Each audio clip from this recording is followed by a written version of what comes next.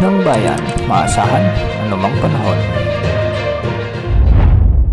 Magandang araw po sa ating lahat. Narito ng pinakuling update sa magiging lagay ng ating panahon sa araw na ito at sa mga susunod na araw. Sa kasalukuyan ay mainit na easterlies pa rin ang nakakaapekto sa Central Luzon, Southern Luzon at Visayas, samantalang umiiral naman ang northeasterly wind flow sa hilagang bahagi ng ating bansa. At ang mga weather systems na ito ang magdadala ng maulap na papawirin na may mga kalat-kalat na pagulan at thunderstorms, lalong-lalo na sa bahagi ng Metro Manila, sa buong rehiyon ng Visayas, sa may Calabar Zone, Mimaropa, Bicol Region, Nueva Ecija, Aurora at Bulacan. Ang mga lugar na ito ay pinapayuhan nating maging alerto sa banta ng mga biglang pagbaha o pagguho ng lupa, lalo na kung may mga umiiral na katamtaman hanggang sa minsan ay malalakas na pag-ulan. Samantala, northeasterly wind flow naman ang magdadala ng bahagyang maulap hanggang sa maulap na kalangitan na may mga isolated rain showers, mahihinang kalat-kalat na pag-ulan sa Batanes, Cagayan, Apayao at Ilocos Norte. Sa nalalabing bahagi ng Luzon, asahan din ang bagyang maulap hanggang sa maulap na kalangitan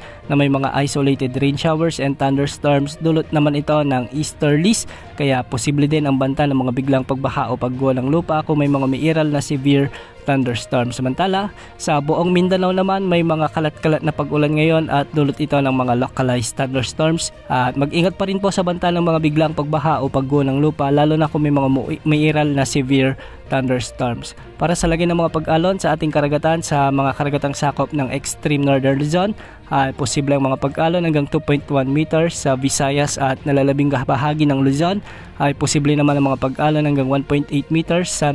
Samantala sa Mindanao, posible naman ang mga pag-alon hanggang 1.2 meters. Patuloy naman nating minomonitor ang low pressure area na nasa labas ng ating area of responsibility. Tuloy itong namataan sa layong 1,715 kilometers silangan ng Eastern Visayas. Nasa katamtaman pa rin ang tsansa nitong lumakas bilang bagyo sa susunod ng 24 oras at base sa mga pagtataya ng iba't ibang wind models na ating ginagamit, ay posibleng pumasok na ito sa ating PAR bukas o di kaya naman ay sa araw ng Biyernes. Mapapatuloy ang pagkilos nito ng pahilagang kanluran hanggang sa mga susunod na araw at posibleng tumbukin nito ang bahagi ng Northern Luzon o di kaya naman kasama ang Central Luzon. Base sa mga ginagamit nating model, ay posibleng maglandfall ito sa bahagi ng Aurora o di kaya naman ay sa Isabela area, at ang isa namang weather model na ating ginagamit ay posibleng maglandfall ito sa may extreme northern Luzon. Dahil malayo pa, ay posible pang maraming pagbabago na inaasahan sa potensyal na bagyong ito, at kung sakali ay tatawagin natin ito sa local name na Bagyong Ramil. Yan muna ang latest sa lagi ng panahon. Ito pa ang weather update ng bayan, maasahan anumang panahon.